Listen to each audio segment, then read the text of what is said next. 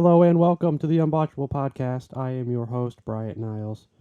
This episode is going to be a huge episode. We're going to have the talks on AEW Collision coming June 17th. We're going to have a weekly roundup. We're going to have pay-per-view picks. It's a big show. Let's jump right into it. Going to start with AEW Collision. Like I said just a few seconds ago, June 17th, 2 hours on TNT. A second flagship show for AEW, which they desperately needed with all the talent that they have on the roster. You saw on Dynamite last week, or 2 weeks ago, depending on when you're listening. Thunder Rosa were coming back, Miro, and then in the announcement they saw Andrade. So all the talent that they didn't have space for or time for on Dynamite are going to be on Collision, which is what I've been wanting them to do, because having all this talent, all this equity, I guess, in wrestlers and not using them didn't make much sense. So having a second TV show 2 hours long to go one-on-one with, I guess, Dynamite is like a Monday Night Raw, Friday Night SmackDown adjacent kind of rivalry or in-house competition is a great idea.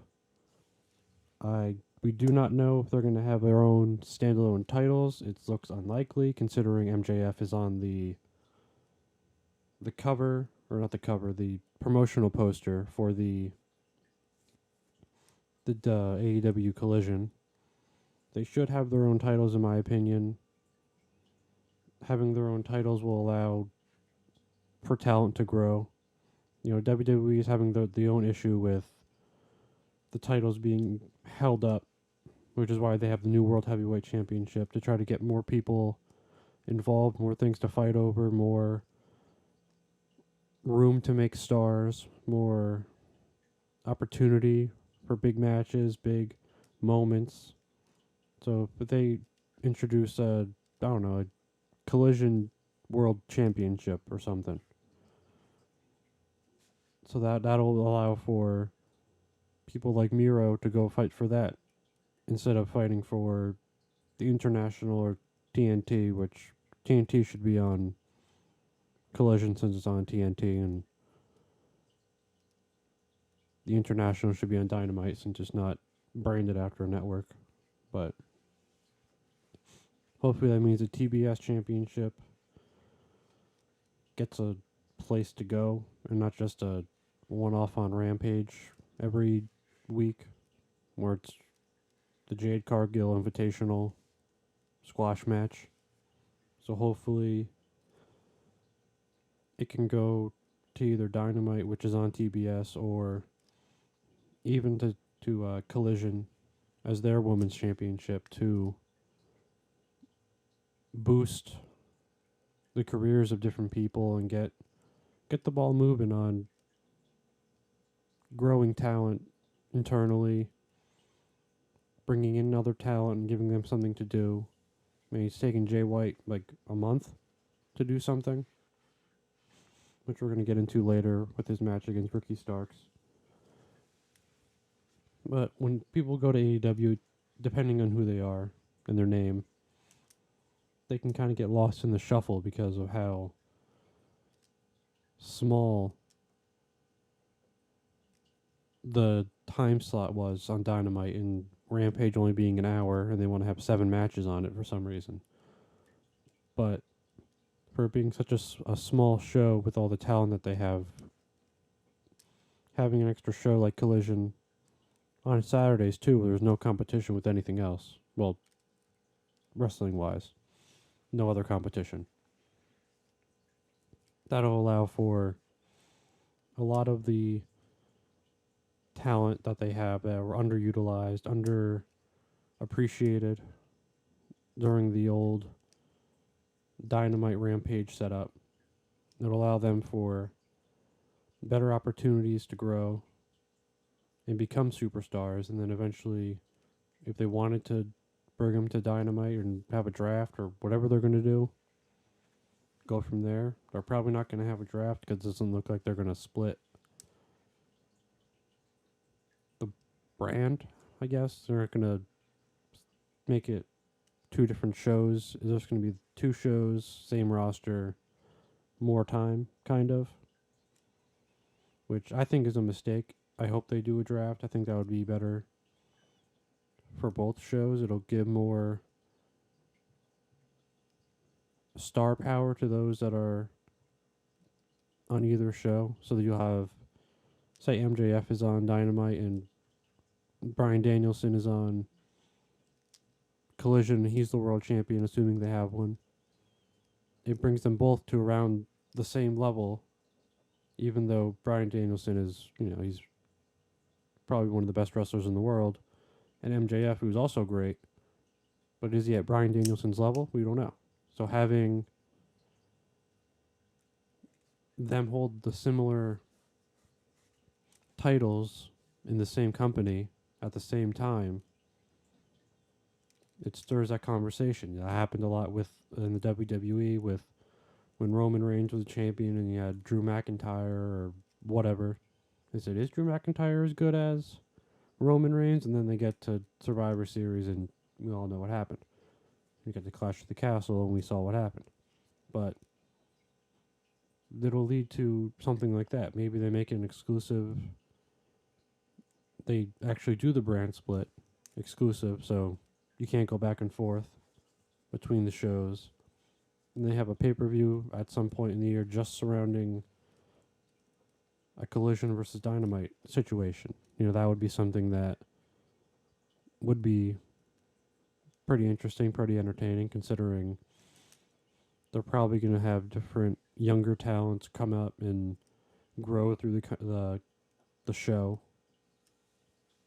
which is the whole point of having two shows. It gives the younger talent, the less talent with less exposure, the opportunity to grow, and it gives talent that are already veterans, mid-card, it gives them the chance to take the next step. It gives the top stars the chance to create a legacy. Right now with having, like in MJF, just having him be the champion, it kind of stunts the ability for, say, a Kenny Omega or a John Moxley to continue furthering their legacy when it comes to championships and everything, because he's holding that. Wardlow has the TNT championship, Cassidy with the international championship, but they're world championship caliber talents who can not only challenge, but it only makes sense for someone of a world championship caliber to challenge for world championships. Having them go down to a lower rank, it's just doesn't make sense unless there's a story behind it, which there wouldn't be. So that's why you have the Blackpool Combat Club and the Elite going at it, because there's nothing else for them to do. Because they're not going to challenge for those titles. They already did the trios for the Elite. I don't think the Bucks are going for the tag team championships at the moment or in the near future. So having like a second world championship is just another thing that can make room for a legacy builder. Like Ric Flair, John Cena, they were 16-time world champions. You don't get 16 world championships because you only have one championship. You got to break it up. Especially with how the WWE looks with Roman Reigns for 1,000 days. And over a year of that is with only one world championship total with the unification. So that means that's a whole year where Rollins couldn't get a world championship, AJ Styles couldn't get a world championship, Bobby Lashley, Brock Lesnar, any of them couldn't get a world championship because Roman had them both. And he's only been fighting one person at a time. They haven't done a triple threat or anything in a while. So hopefully that comes soon, maybe spice it up. But like with the MJF Four Pillars match, that's something that's spicing it up with only having one championship. So Collision has a great chance to be successful, assuming they're able to build talent through it and not just make it a second place to watch the same thing over and over again. So you want to build talent, you want to create new rivalries, create championships, those kind of things to make sure that the company as a whole doesn't get stale from having similar people at the top, similar feuds throughout the regular shows. So that's what we're hoping for with AEW Collision. We want new championships, new wrestlers, new feuds. As long as we get something like that, it'll be great. You know, I tweeted earlier in the week when they announced it that it looks like a sandbox for Tony Khan to just do whatever he wants. With Bryan Danielson in creative at Collision, the possible CM Punk comeback, which I don't want to get into because it doesn't make any sense, but more than likely he'll be back. I see. It feels like a smokescreen, kinda, because last time everybody knew he was coming back, so it feels like they're kind of throwing out a smokescreen of questioning, confusion, so that when they announce the shows in Chicago next week, maybe there's a little like, oh my gosh, is he going to be there? Is he going to show up? But I think he'll be there. I don't see why not. But AEW Collision, June 17th, 2 hours, TNT. Going to be a big show. It's going to be exciting. Starts at 8, I believe, Eastern. It's going to be incredible. Hopefully everything turns out the way I'm hoping, but that does not happen often, so we'll see. Okay.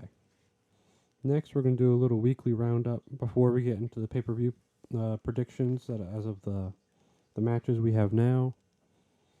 So on Raw this week, it was a big episode of Raw.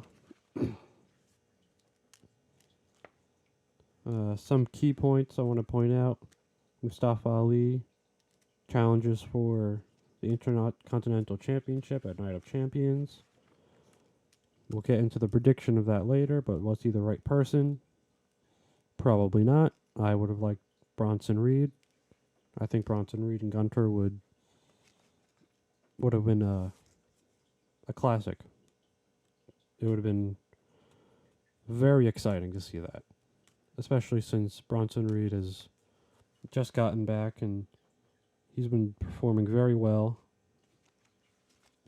Every chance he has at a big show, even on Monday Night Raw, he's been performing very well.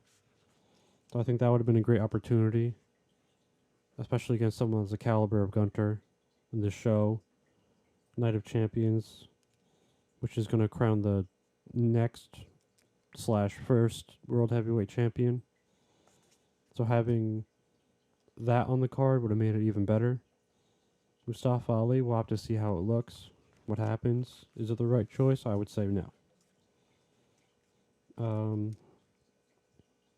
The show ended with Imperium, the Judgment Day, and the Bloodline all forming forces, which is terrifying, considering there's really no one else on the Monday Night Raw roster that can, I don't want to say stop them, but even attempt to slow them down. So hopefully that was a one-time thing, just on that show, because otherwise that would be a lot. That would be a lot. Even if it's the Imperium and the Judgment Day getting along, it's still a lot to deal with. And there's no one on the Raw roster that can take care of that. So hopefully there's some deep plans with this, and they're not just showing it as a decoy or oh wow, look at this kind of thing. Hopefully there's something to it. But speaking of the Judgment Day, JD McDonough is on his way towards the Judgment Day after his attack on Dolph Ziggler, which is a great opening feud for him. Because Dolph Ziggler is great at what he does, which is overselling and making people look incredible, which JD McDonough already is. So having him with Dolph Ziggler is going to be a great chance for him to show his skills to a fan base that might not have seen him too much. But I think he'll be incredible on the Judgment Day. He already has the Irish Ace. He can do something with that in the Judgment Day. So I think he'll excel in the Judgment Day. Well, I don't know what they'll do with all the members. I don't know if they'll have Dom and JD go for the tag titles or how they're going to break it up so every person has something to do on the show. It could be Dom and Priest with JD for the mid title or something like that. I don't know. But with how they like Priest after Backlash, I would assume he's going for Gunter. Finn's goes for the World Championship, which leaves Mysterio and McDonough for the tag titles. If that's what they're thinking, I think that would be a sensible option. If not, you can do Priest, Mysterio, McDonough, and like a revolving door for tag team in the mid-card championship. I don't know if they do that. I don't know how they would work something like that in a faction that big that has that many members and not really a distinct tag team involved. So we'll see over time, eventually, when JD gets added. But that was probably the biggest takeaway from the show. Because that can shake up the whole foundation of the Raw roster and how the Judgment Day looks and feels and how they work going forward. For NXT, I only have one thing, and that was just the Creed brothers. They had an incredible match. It was probably the best match I saw all the week. That had a finish that I enjoyed, which AEW had great matches, but the finishes kind of upsetted me. Upsetted, that's not a word. You know what I mean. I'll get to that in a second, but the Creed brothers, they're just so talented. I'm surprised they didn't get drafted. They'll probably be up by, I think they wanted to do post SummerSlam call up, which will probably include like Braun Breaker and those kind of talents. So I'm sure the Creeds will be on there. I mean, you had to leave some people in NXT for a little bit to replenish talent over the next few months before you bring up more people. But they'll probably be one of the first to come up after their match. If you haven't checked it out, check it out. It's great. And AEW Dynamite, Ricky Starks, Jay White. It was a great match. Unfortunate finish with a disqualification. Whoop-de-doo. That's great. The same thing happened, Jungle Boy and Roosh with a roll-up. Kind of took away from the oomph that the match had. But the best match by far was Roderick Strong, Chris Jericho, Falls Count Anywhere. Should have been the main event. Don't know why it wasn't. It was kind of like the Backlash main event situation, where it should have been Roderick Strong and Jericho, but instead it was Ricky Starks and Jay White. And then the finish wasn't great. So it just makes you wish that they would have swapped it around and it would have been a much better show and you wouldn't feel so cheated by a disqualification finish in the other match. But Roderick Strong, Chris Jericho, Falls Count Anywhere, great match. Around the arena, outside of the arena, ends in a pile of dirt. Adam Cole lowers the boom, and that's a wrap on Chris Jericho. It was a great match. Roderick Strong looked great.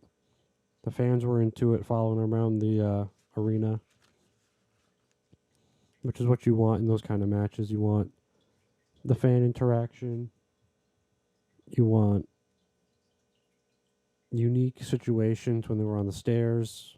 That's like a unique situation you don't see often, which is what makes it a memorable moment, which makes people remember the match, remember the show, yada yada yada, which is what you're looking for. So that was great. Dynamite was good. They had the Collision announcement earlier that morning. They revealed the dates of the first, I think, 6 shows, with the first one to be announced this week where it is. I guess that's because they're still mulling Chicago or wherever the alternate location is. It'll probably be Chicago. I don't know if they'd announce CM Punk coming back or not, or if they'll make it a second surprise. But we'll see. I think there were like 4 others in Canada, and then one in Newark, New Jersey. So it's interesting that they're going right to Canada, which is close to Chicago, so you can kind of see the parallels there. I don't think they'll have it in Austin, Texas, and then go up to Canada. So, it's close. I think that's what they were looking at when they were making the original plans of planning the show, which is why I don't think Chicago is out of the question at all. And CM Punk is probably still very much in the equation. And then for SmackDown, Usos lose to the LWO in the main event. That's what I expected to happen. They need to lose in order to move the story forward, but it's just so weird to see them lose after winning for like over a year straight. So, I'm sure if Roman loses, it'll be weird to see him lose on a random show or whatever, however they do it. But that was expected but unexpected because they were just champions like a month ago, beating everyone.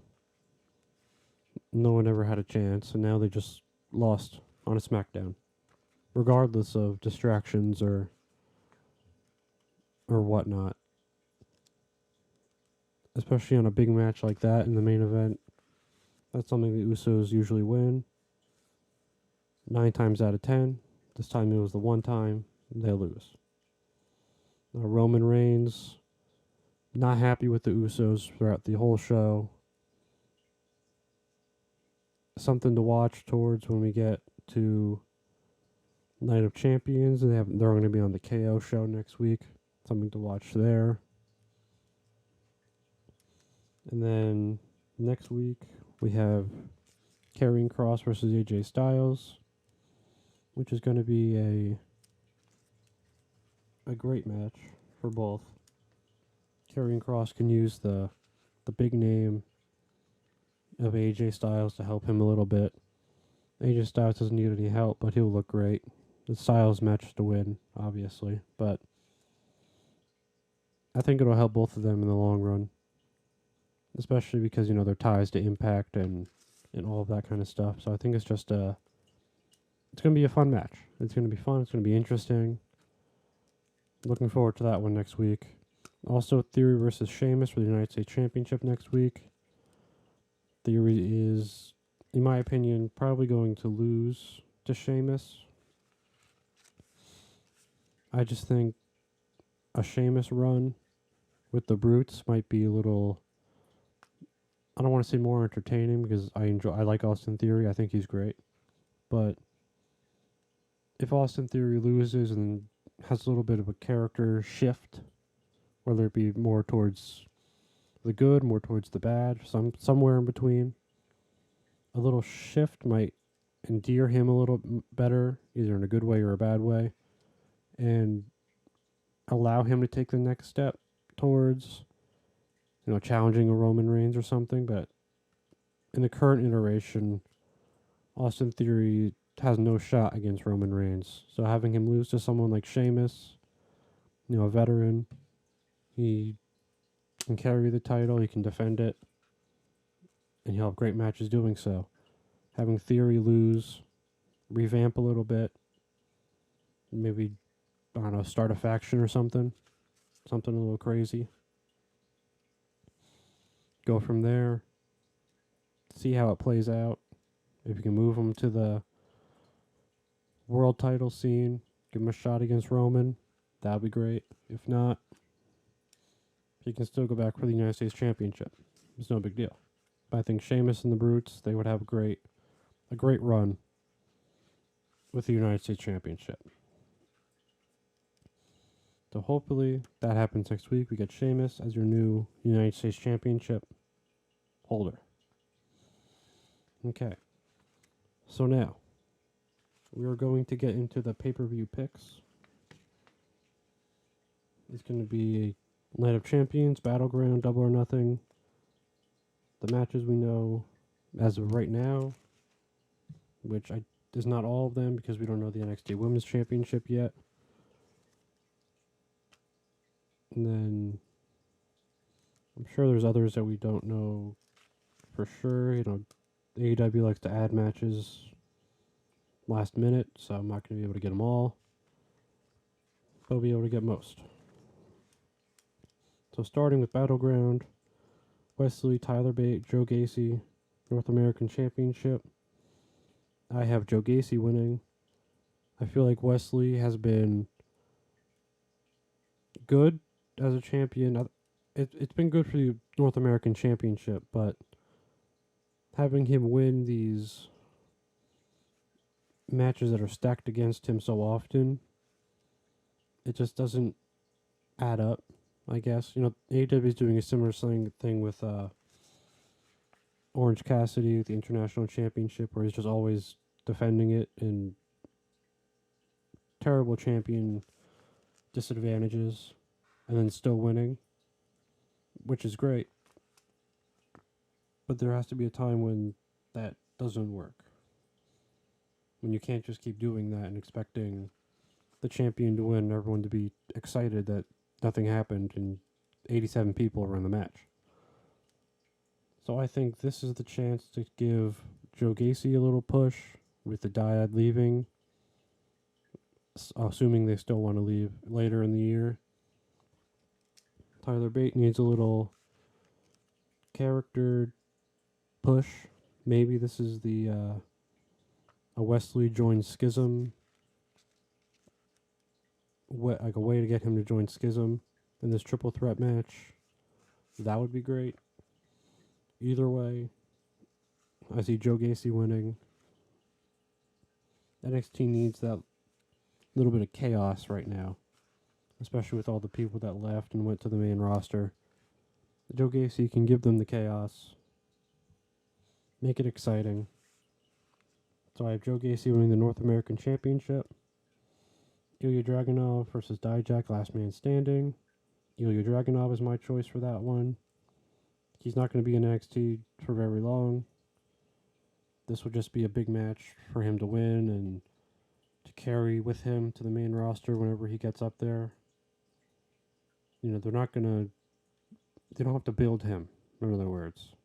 You don't have to have Dragunov lose to build him up as a comeback kid. He's already Dragunov. You don't have to build him up or anything.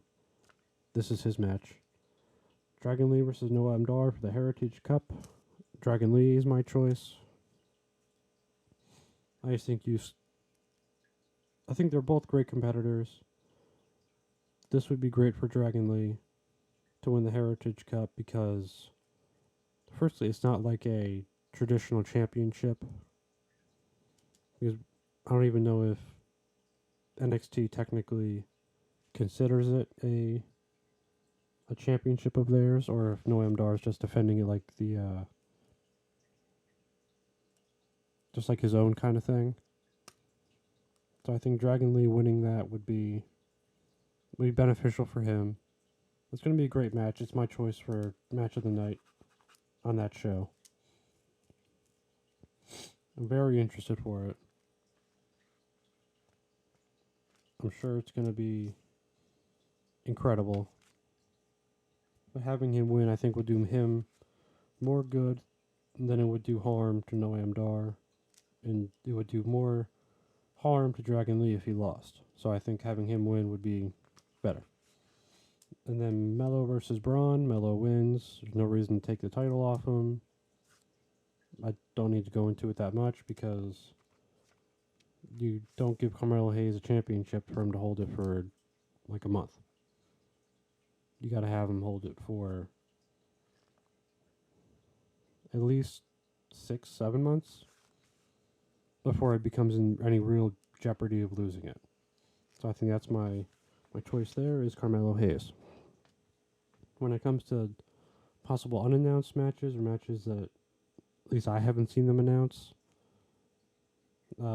Gigi Dolan, JC Jane possibly, more than likely.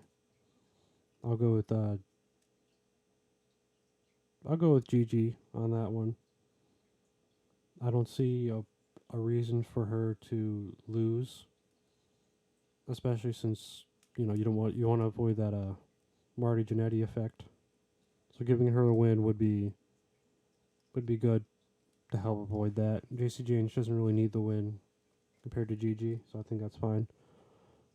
The women's championship, my choice is Cora Jade versus Roxanne Perez.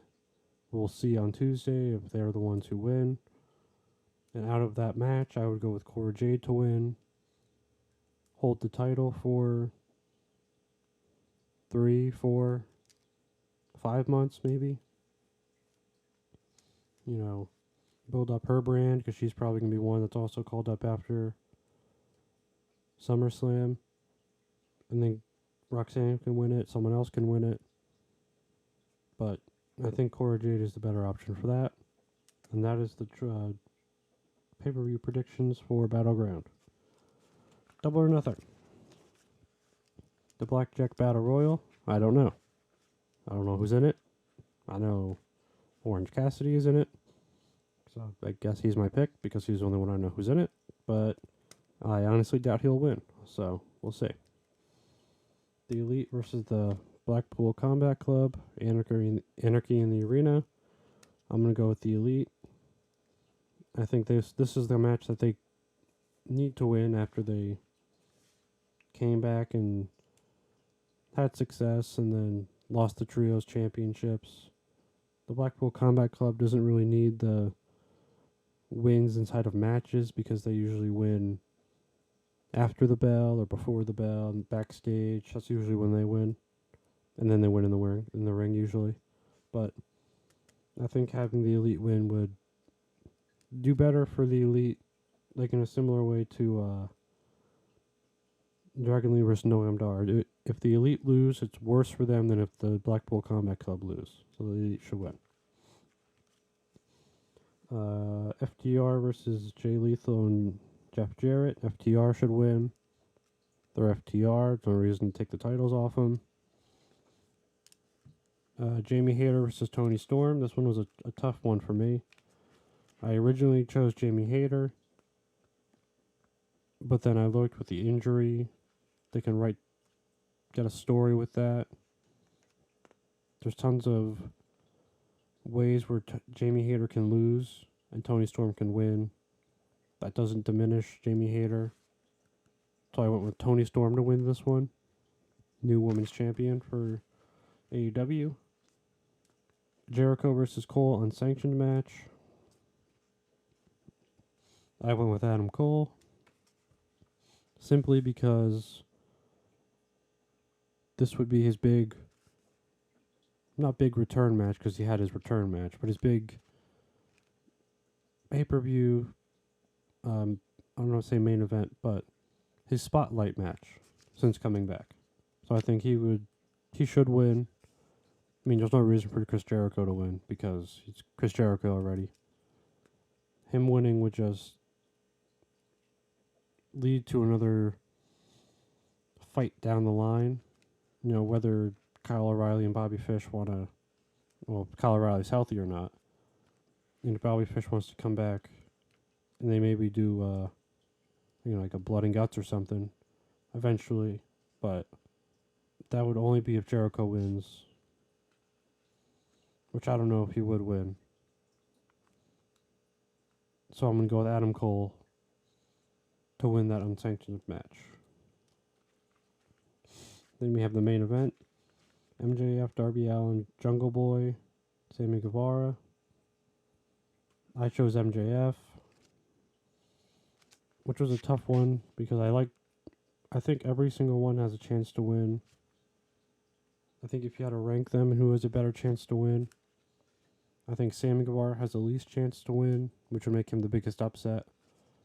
And then I think Jungle Boy would be third, Darby Allin second, MJF top. There's no reason to have MJF lose. I think you can tell more stories. I mean, you have Kenny Omega on your roster. He can go for the world championship. There's a lot of things you can do. I just don't see the reason to take it off him now when his contract doesn't expire until next year. You have more time before you need to take it off him. If they even need to take it off him, who knows. But I have MJF winning there. Then you have Christian Cage and Wardlow in a ladder match, TNT Championship. This is a tough one because I want Christian Cage to win, but I think Wardlow will win because I don't think Christian Cage would defend it often. So I think they'd keep it with Wardlow. Try to catch fire with Arn Anderson and see where it goes from there. So I have Wardlow winning that ladder match against Christian Cage. Now for Night of Champions, I'll start with the easy one. Gunter is going to defeat Mustafa Ali. I don't need to explain it. Becky Lynch, Trish Stratus. I have Becky Lynch winning. It just makes more sense. I mean, having Trish Stratus win would mean that there would need to be something else that goes after this, which I don't know if there is. You know, whether Trish Stratus makes her own women's faction or something, you know, that would be interesting. And that would give me a reason to want her to win and bring this longer, maybe closer to SummerSlam. But without that happening, I have to go with Becky Lynch winning that match. Asuka versus Bianca. I will once again go with Asuka. I went with Asuka for Backlash. I go with Asuka again now. Bianca needs a little bit of a refresh. She kind of does the same things on repeat, which isn't bad because she's entertaining, but Asuka had a complete character change, revamped. Might as well see what she can do with the title. A fresh face. I mean, there's only been like 3 women's champions over the past like year. Bianca, Charlotte, Ronda. Until Ripley won. So having Asuka win, and like especially like this new Asuka, it'll change everything up, make it more entertaining. And I think that should be the way they go. Will it? I don't know. Hopefully it is, because I think Io would have been great too. She would have really would have changed things up, because she hasn't held the world championship in the main roster. But I think Asuka's a great choice. Brock versus Cody, which hopefully is not the main event again, unless they have a great match. But I have Cody winning again, hopefully this time definitively, to make it different from last time. A definitive win from Cody Rhodes will do better than another cheap win from Cody Rhodes. If it's another cheap win for Cody, it'll hurt him more than anything. If it's a definitive win, then he'll be fine. He'll just keep on going, whatever he's doing. So hopefully it's a Cody Rhodes definitive win. I'd rather Brock Lesnar win if it's going to be a Cody Rhodes roll-up or disqualification or whatever. So if it's a definitive win, Cody Rhodes should be the one who does it. Solo and Roman versus KO and Sammy for the Undisputed Tag Championships. This is the one that I keep going back and forth on, because I look at it as if Solo and Roman win, that leads to the chance for Solo and Roman versus the Usos for the tag championships down the line. But if KO and Sami win, you have to think that the Usos cost Roman and Solo the championships, which means we don't get that championship match. That would be great.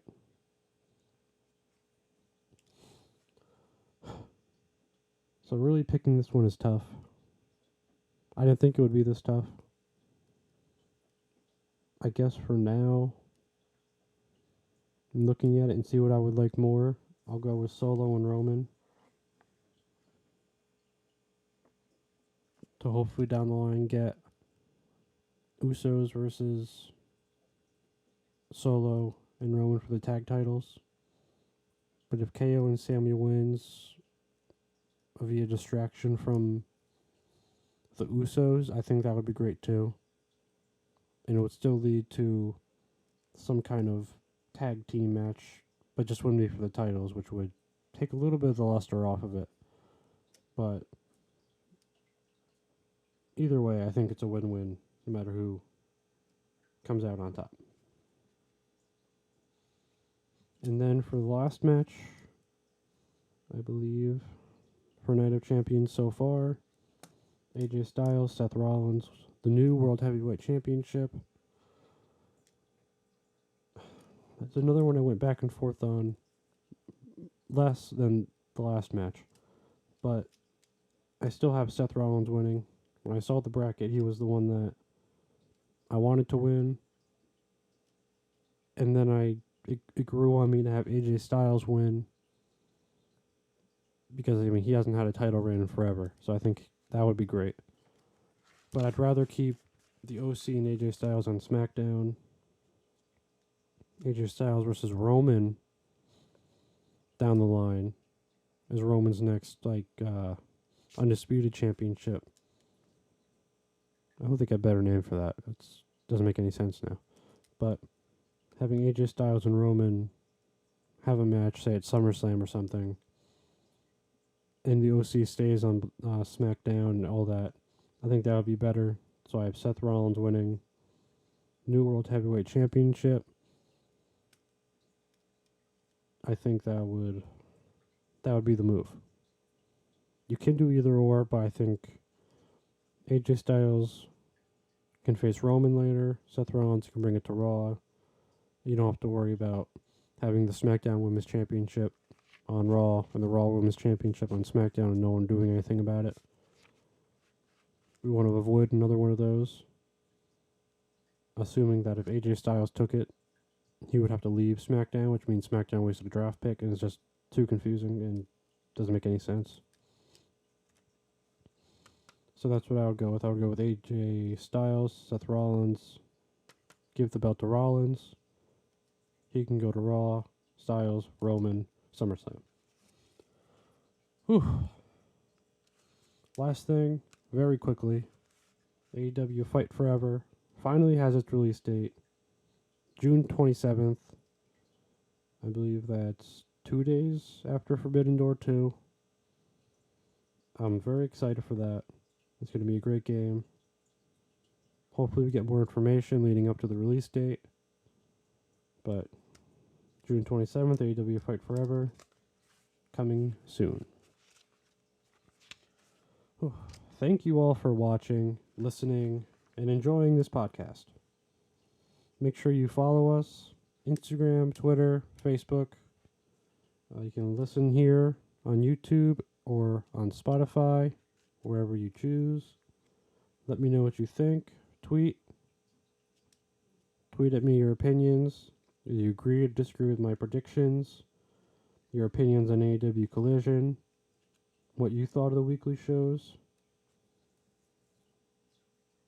Your feedback's very important to me. I want to hear what you think. I want to hear your predictions. I want to hear it all. So let me know what you think. And as always, stay off the top rope.